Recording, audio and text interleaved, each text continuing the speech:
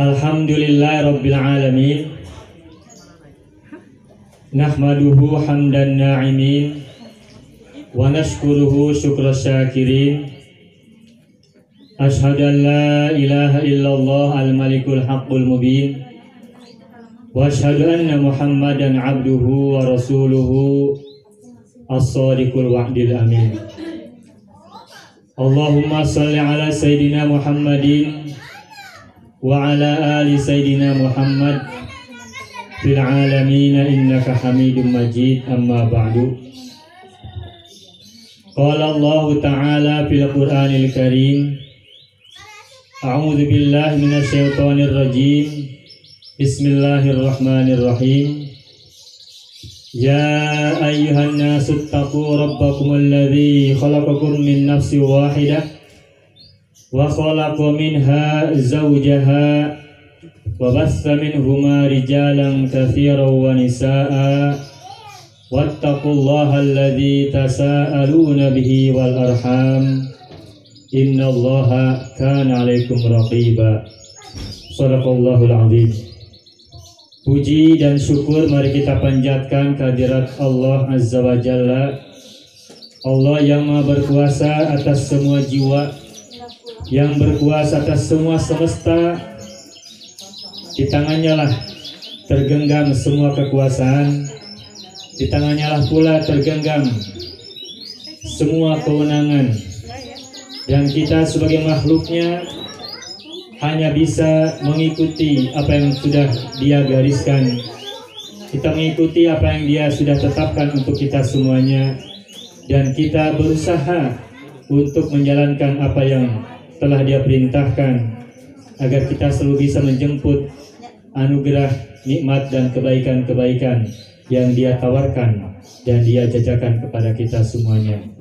Mudah-mudahan kita semua termasuk orang-orang yang selalu bersyukur atas nikmat-nikmat Allah SWT, kapanpun, dimanapun, dan dalam kondisi apapun.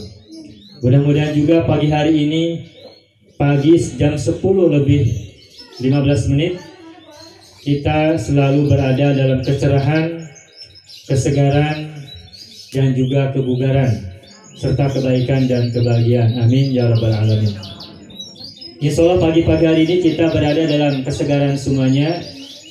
Suasananya masih sangat indah, masih sangat cerah, ditemani oleh kicau-kicau burung di tengah-tengah kita yang sangat membuat suasana semakin terasa romantis ya, Jidan ya. Suasananya sangat indah, segar, enak didengar, enak dipandang, juga enak di dalam hati kita masing-masing. Pokoknya hari ini, pagi ini tidak ada alasan untuk baut, tidak ada alasan untuk bangkenu, tidak ada alasan untuk merekedawang atau yang lain-lainnya. Hati kita cerah, hati kita bahagia, dan semua unsur yang ada dalam batin jiwa kita semuanya diliputi dengan kebahagiaan dan ketenangan yang sangat mendalam. Amin ya rabbal alamin. Salawat dan salam semoga Allah selalu curahkan pada junjungan alam, kekasihnya yakni Rasul Agung Nabi Muhammad Sallallahu Alaihi Wasallam, juga untuk keluarganya yang Allah sucikan, serta para sahabat yang setia pada ajaran.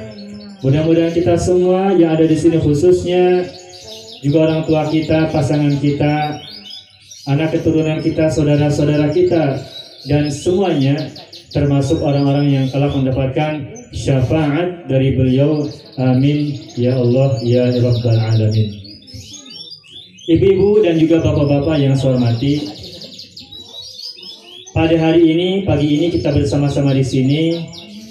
Yang pertama tentu saja dan merangka tahadus bin ni'mah, bersyukur atas nikmat yang Allah anugerahkan kepada kita semua, terutama nikmat yang dianugerahkan khususnya kepada keluarga besar dari Bapak Bambang sekeluarga.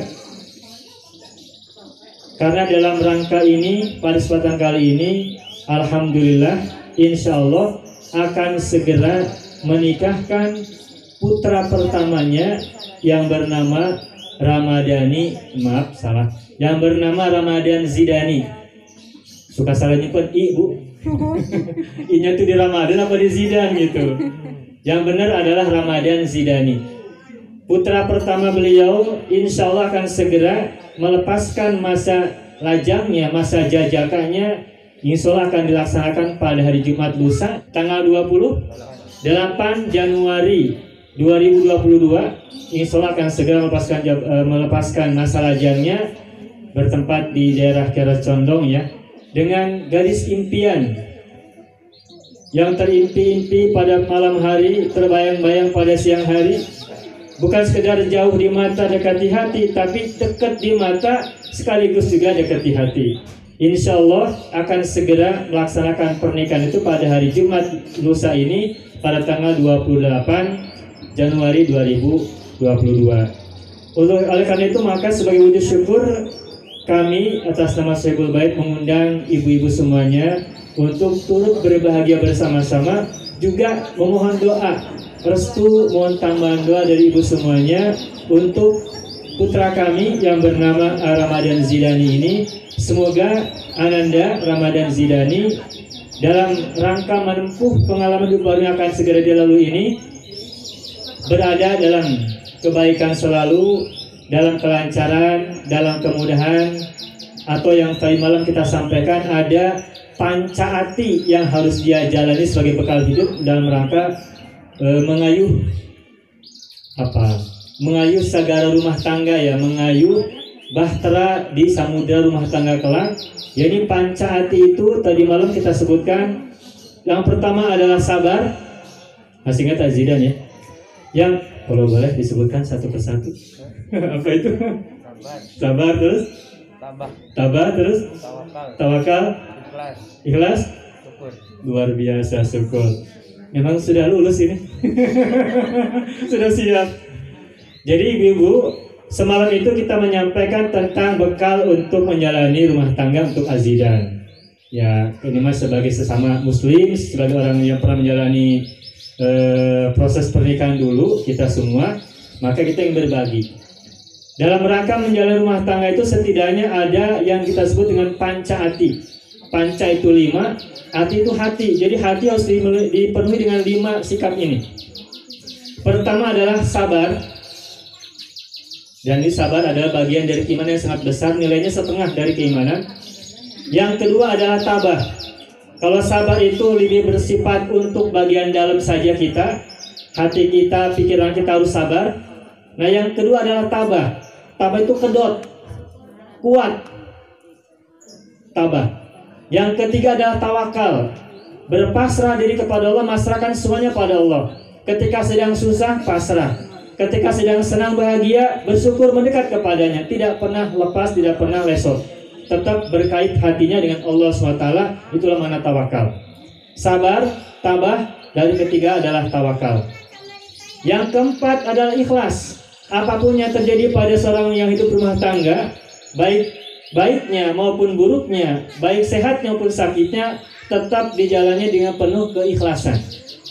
Dan yang kelima adalah syukur. Dan syukur adalah puncak dari semua tahapan tadi yang harus kita semua miliki, khususnya buat mereka yang baru saja akan menjalani hidup rumah tangga. Adapun buat kita semua yang sudah lama menjalani rumah tangga, tentu saja yang namanya sabar tidak boleh lepas. Karena pasti di antara kita kadang-kadang ada saja sesuatu yang kita tidak enak dalam rumah tangga. Nah, ketika kita menjalani hidup rumah tangga, suatu saat mendapatkan ketidakenakan, maka tetap tidak boleh, tidak harus tetap sabar. Ketika dapat lagi hal yang tidak enak lagi, kuatkan lagi dengan cara bertabah diri, menambahkan hati agar kita semua tidak segera lupa apa yang sudah dulu kita sama-sama ikatkan bersama pasangan kita untuk apa istilahnya, sehidup semati. Ya betul, sehidup semati. Tapi ini bukan bahasa betulannya Bu ya. Istilah hidup semati itu ada bahasa kinaya atau bahasa metafor. Artinya ketika kita sedang hidup yang sangat mutekar, sangat baik, sangat makmur, kita bersama-sama. Dan ketika kita sedang jatuh-jatuhnya, sedang sulit-sulitnya, kita pun tetap bersama. Sehidup semati bukan bermakna kita hidup dalam dunia lalu mati bareng-bareng. Bukan, tetapi kita ketika sedang baik, sedang meningkat bareng-bareng, ketika sedang turun, ketika sedang jatuh bangkrut misalnya atau sedang sulit, tetap bareng-bareng. Karena kita tidak bisa lepas dalam keadaan kadang naik, kadang turun, dan itu harus kita jalani bersama-sama. Itulah maksud daripada sehidup semati. Karena tidak ada di antara kita yang mau kalau mati beneran bareng-bareng. Kenapa? Bukan berarti tidak mau bareng-bareng mana-mana. Masalahnya kalau mati bareng-bareng, siapa yang mengkafani? Siapa yang ngurus? Siapa yang akan menguburkan? Siapa yang akan mendoakan? Tapi kalau hanya salah satu yang meninggal duluan, entah siapa duluan, entah yang laki, entah yang perempuan, tapi setidak-tidaknya ada yang mengurus ketika nanti salah satunya meninggal dunia. Tapi kalau boleh kita bertanya ya Bu ya, Bapak-bapak dan Ibu sekalian, kalau kita boleh milih, itu sebaiknya meninggal duluan itu ibunya apa bapaknya? Sulit jawabnya Bu. Kalau bilang ibu-ibunya dulu yang meninggal dunia, masalahnya menjadi ibu sendiri. Ibu mau bapak meninggal duluan? Kayaknya nggak pada mau duluan. Misalkan bapak-bapak duluan, kalau ditanya bapak-bapak nggak mau juga bapak-bapak duluan. Tapi gini Bu, pengalaman yang kita amati, biasanya kalau yang tapi ini punten sebelumnya ya, bukan, ini hanya untuk pengalaman dan pengamatan kita semuanya saja.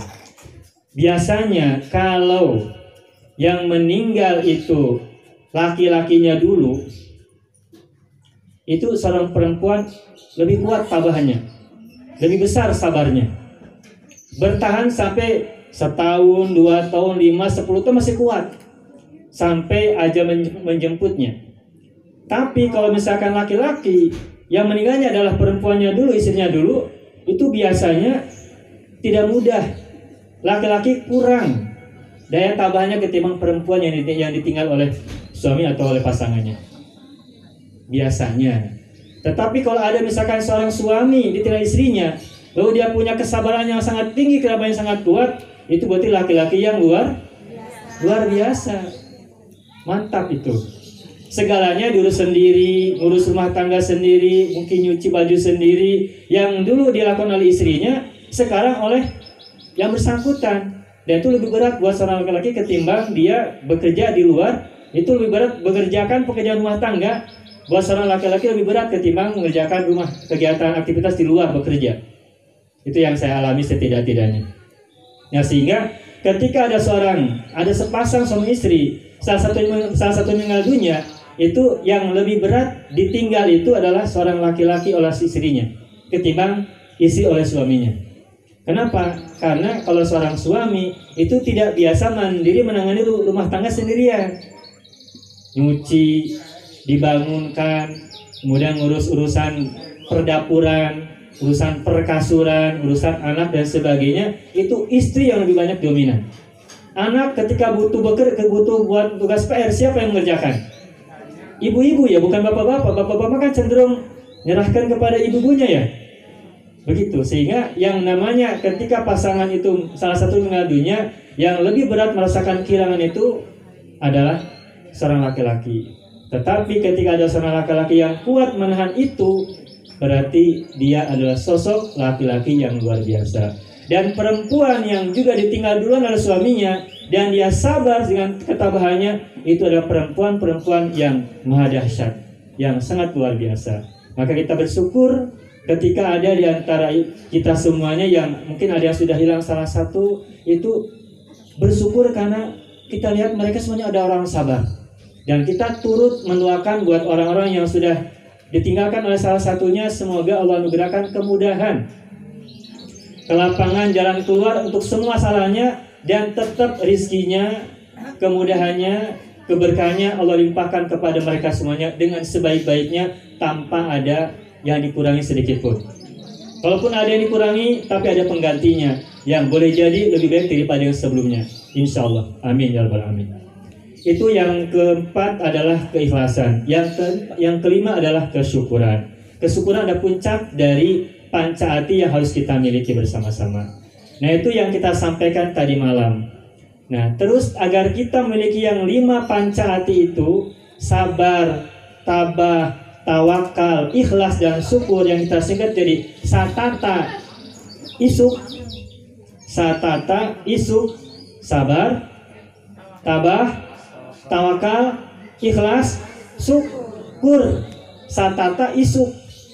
Satata isuk. Jadi kalau kita mau hidupnya enak, itu kita harus punya konsep satata isuk. Sabar, tabah, tawakal, ikhlas, dan syukur.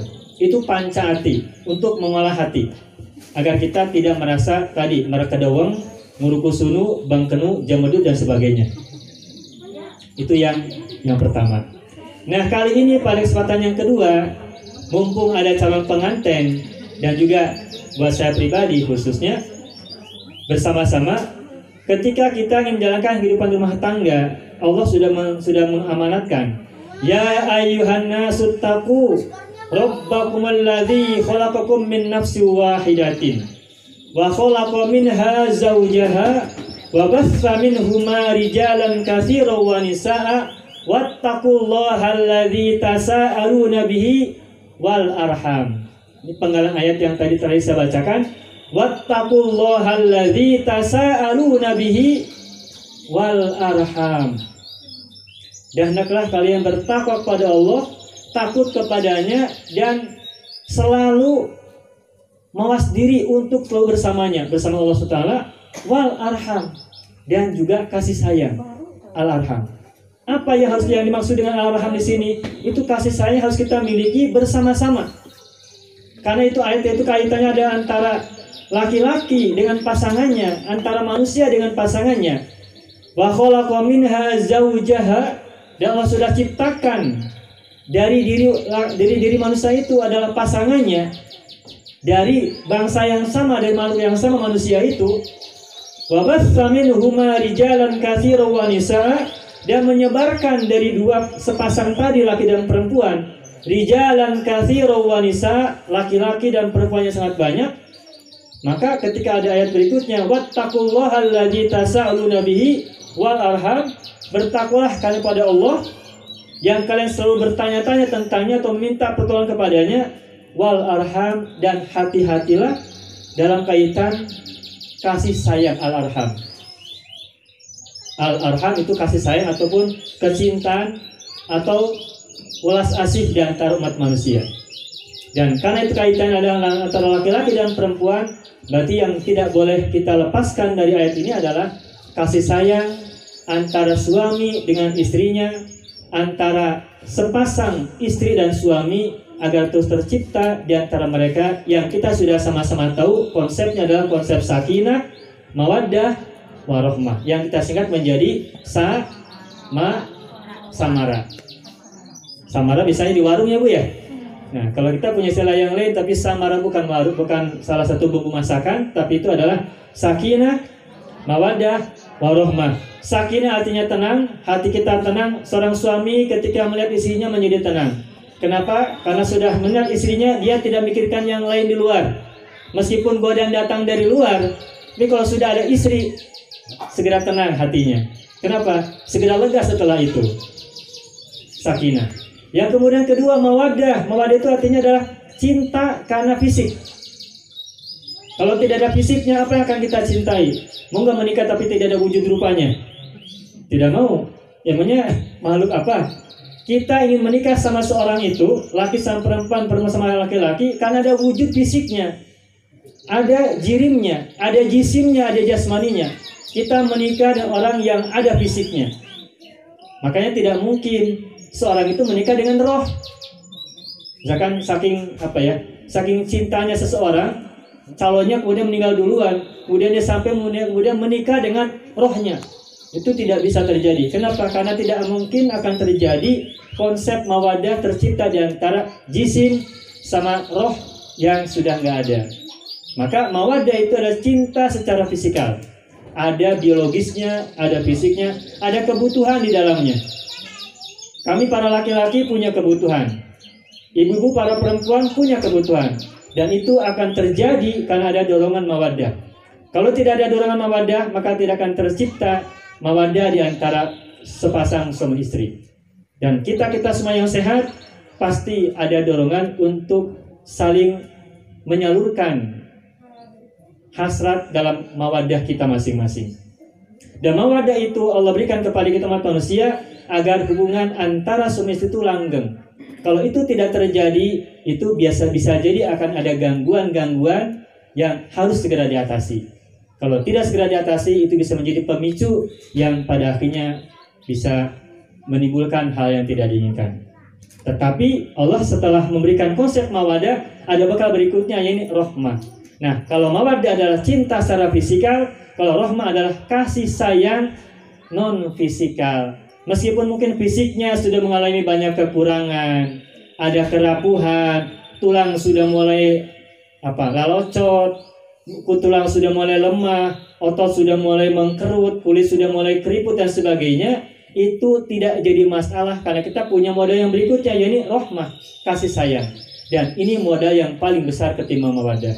Mawaddah ada saatnya akan turun, ada saatnya akan melemah. Tetapi kalau rahmah, insya Allah asal kita terus memupuk dengan sebaik-baiknya, rahmah akan tetap bersama pasangan itu sampai kapanpun. Dan semoga kita di sini, ibu-ibu dan kita semuanya termasuk orang-orang yang tidak pernah kehilangan rahmah kepada pasangan kita masing-masing. Amin. Karena kalau rahmah sudah dihilangkan dari hati kita kepada mereka, pasangan-pasangan kita, maka itu nanti hidup akan semacam bareng tetapi tidak menikmati.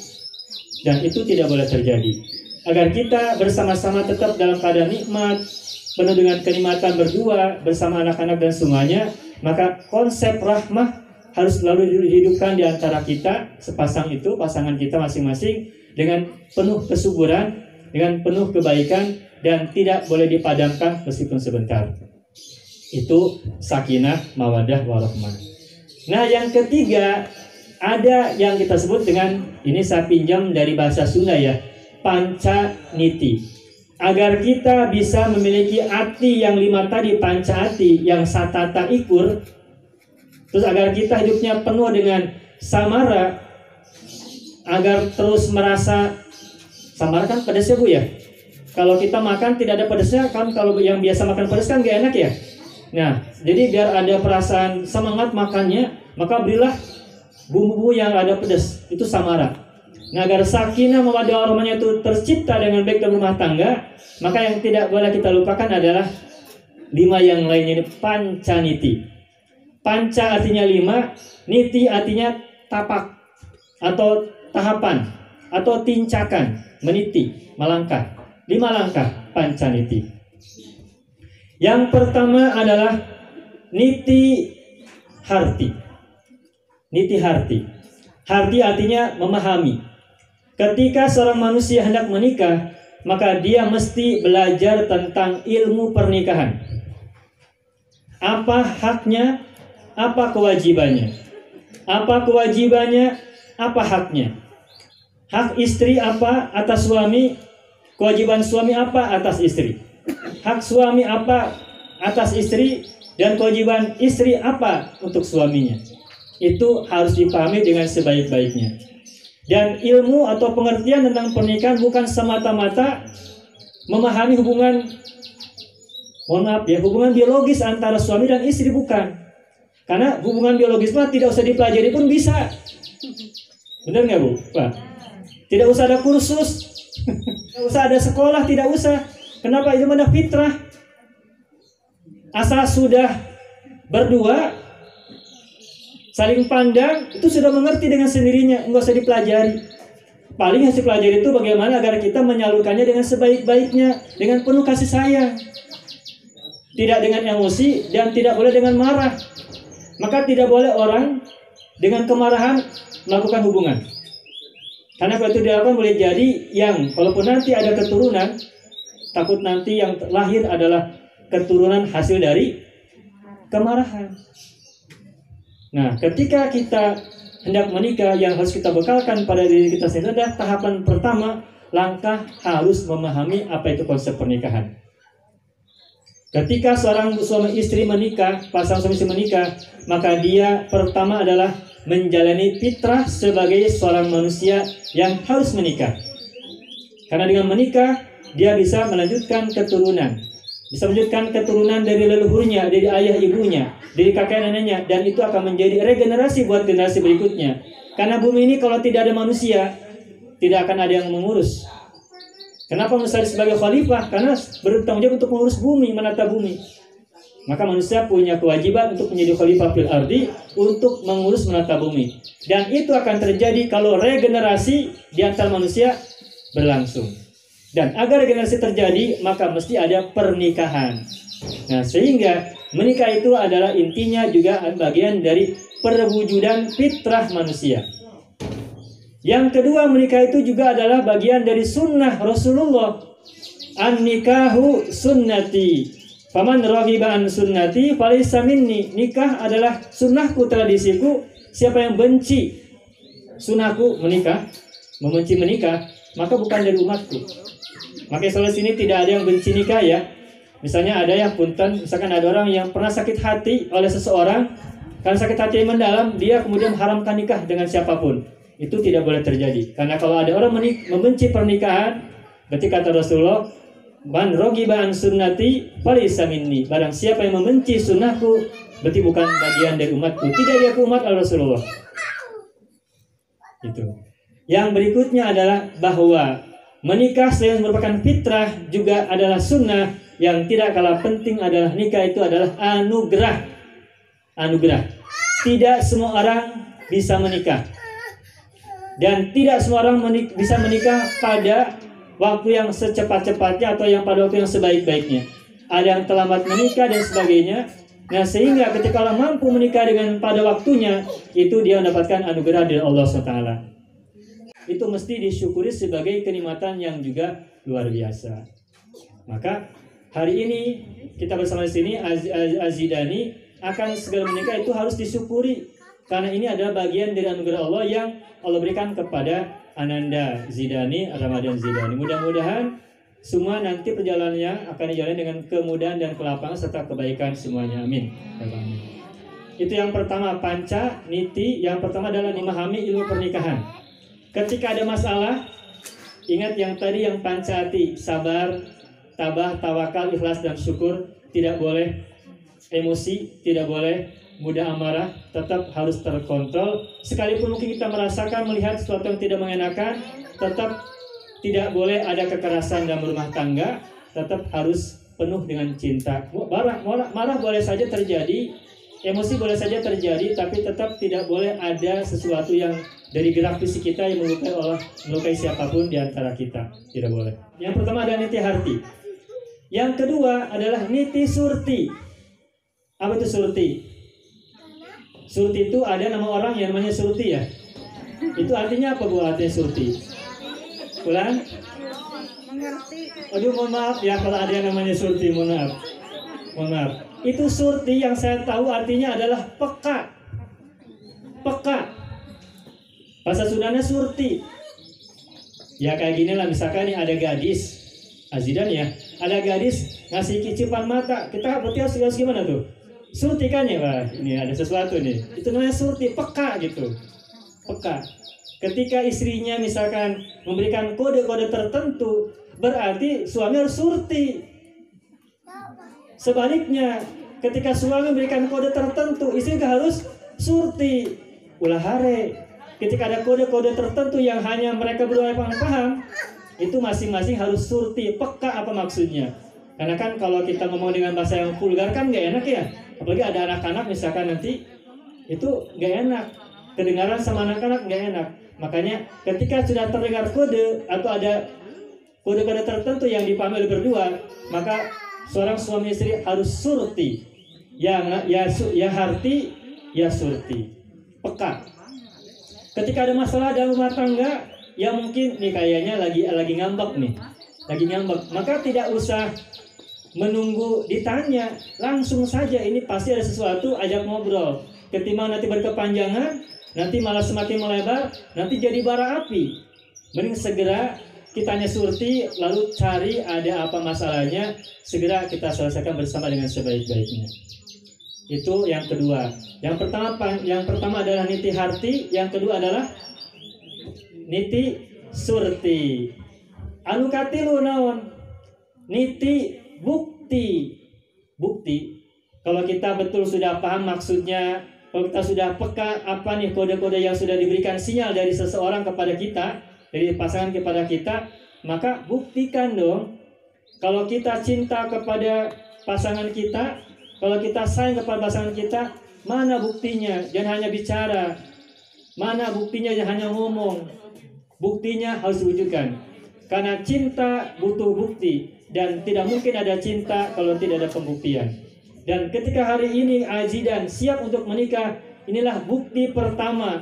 Azidan paham harti, paham surti, dan hari ini segera besok lusa akan segera menjalankan bukti untuk sang wanita idaman, untuk segera menunaikan salah satu kewajiban seorang laki-laki yang sudah mencintai seorang perempuan untuk mewujudkan pernikahan pada waktunya, insya Allah hari Jumat yang akan datang ini. Amin. Itu yang ketiga. Apa Bu tadi yang ketiga Bu? Niti bukti. Yang keempat, setelah bukti kita wujudkan, nanti perjalanan hidup rumah tangga pasti masing-masing akan saling berbakti. Niti bakti. Seorang suami berbakti kepada istrinya, seorang istri berbakti kepada suaminya. Dan mohon maaf, biasanya ketika seorang suami baru menjalani sebagai seorang suami, itu masih punya masa lalu sebagai lajang.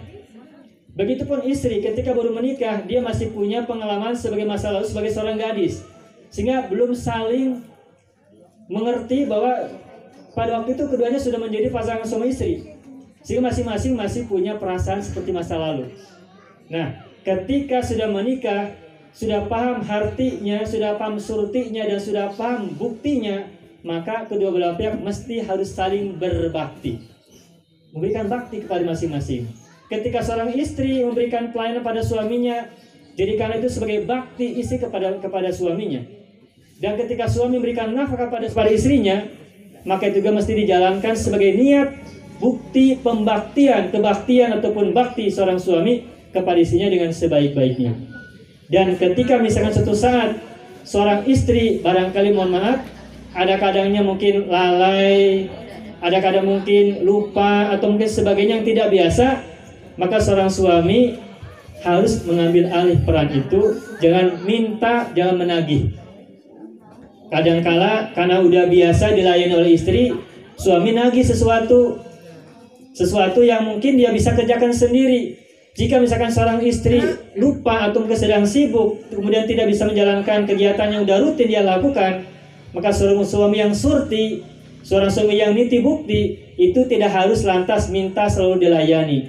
Bisa menjalankan kehidupan rumah tangga untuk sesuatu yang bisa dia lakukan, dia lakukan. Bahkan dia bisa mengambil alih sebagian pekerjaan yang biasa dilakukan oleh istrinya. Ya, kalau misalkan untuk apa ya?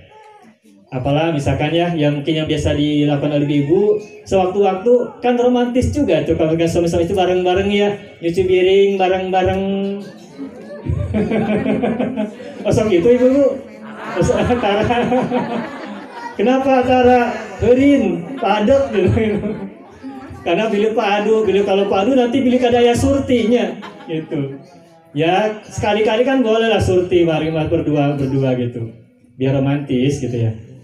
Jadi kalau suatu waktu mungkin istrinya ataupun suaminya menjalankan sesuatu yang mungkin dia tidak biasa ataupun lupa, maka tolong saling menghargai, saling tabah dan saling surti dan saling siap untuk berbakti. Karena berbakti itu adalah syimatul ahror, perangainya orang yang merdeka. Kalau kita suka berbakti mengabdi pada orang lain, itu tandanya kita adalah orang-orang yang punya jiwa merdeka, tidak mau dilayani dan tidak mau untuk diabdi oleh orang lain.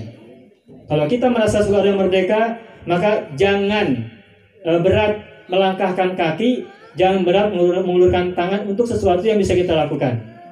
Meskipun kalau kita membantu orang lain dengan tangan kita, itu akan lebih mulia. Mandiri adalah kehormatan, membantu orang lain adalah kemuliaan.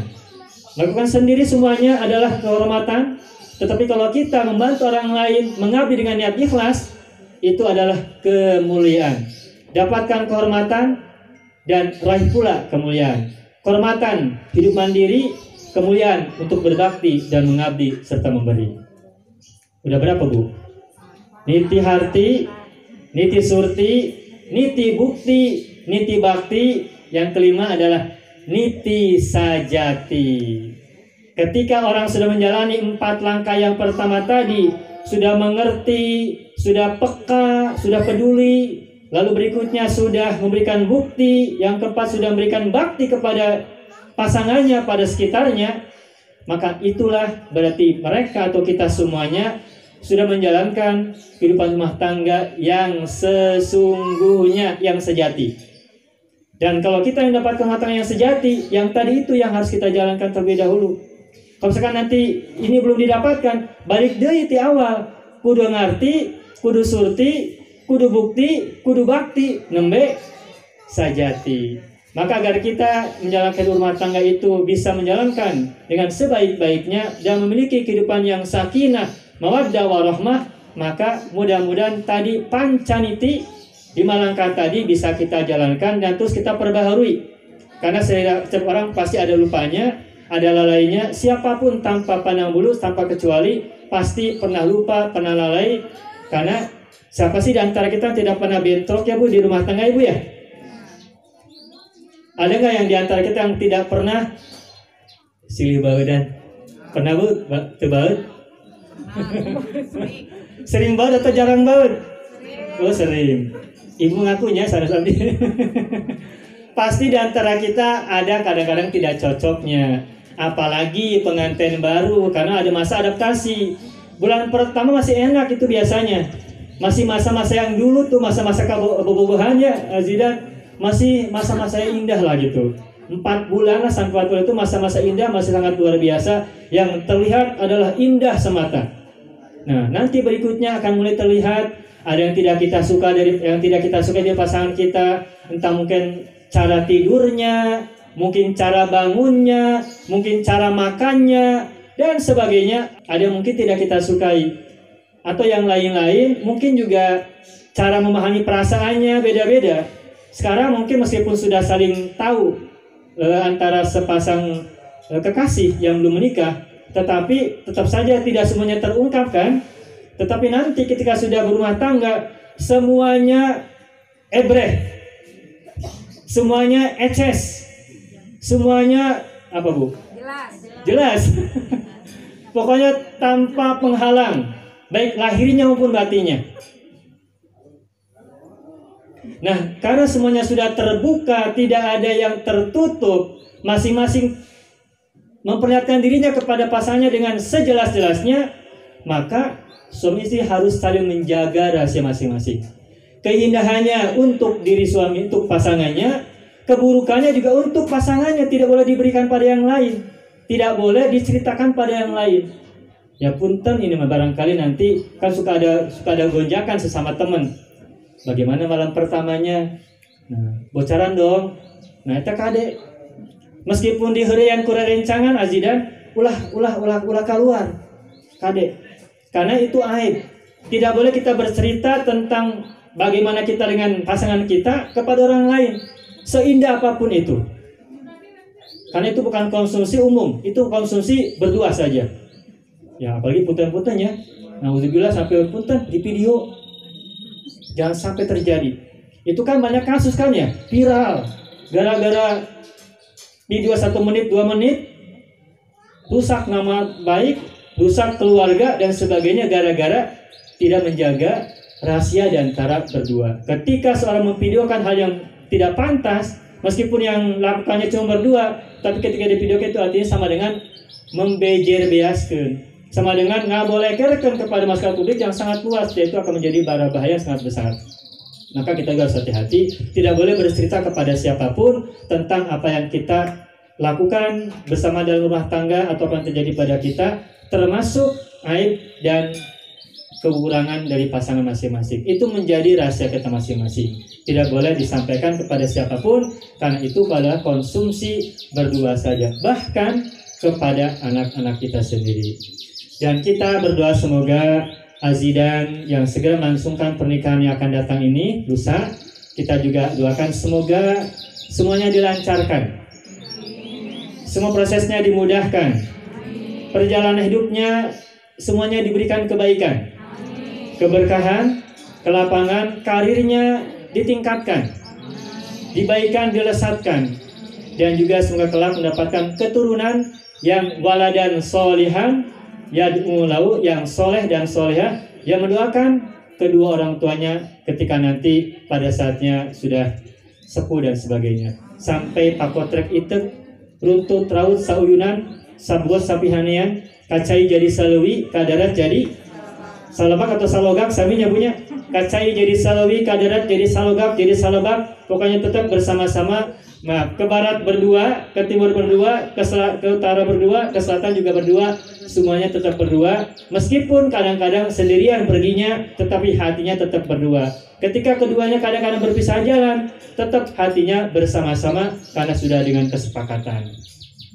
Ibu-ibu sekalian saya hormati, itu saja barangkali sebagai pengantar kita dalam rangka acara kita pada pagi hari ini, dan rangka berbekal khususnya buat calon pengantin, calon mempelai. Semoga Allah melimpahkan karunia sangat besar buat Azidan dan juga buat kedua orang tuanya dan juga buat kita semuanya, serta anugerah yang sebaik-baiknya buat kita semuanya. Yang sakit di antara kita semoga Allah menegakkan kesembuhan apapun penyakitnya. Yang sedang menjalani masa-masa sulit hidupnya semoga Allah menegakkan juga kemudahan dan kelapangan. Yang punya cita-cita yang belum terwujud hingga hari ini, semoga juga Allah mudahkan untuk mencapainya dengan sebaik-baiknya dan sesegera-segeranya. Dan semoga Allah juga menganugerahkan kepada kita semuanya hati yang lapang, jiwa yang tenang, hati yang bahagia, pikiran yang cerah, dan tubuh yang sehat bugar kapanpun dan dimanapun. Sekalipun mungkin kita sedang loyo, tapi semoga hati kita tetap kuat dan prima. Amin ya rabbal alamin. Itu saja sebagai sekalimat dua kalimat yang bisa saya sampaikan.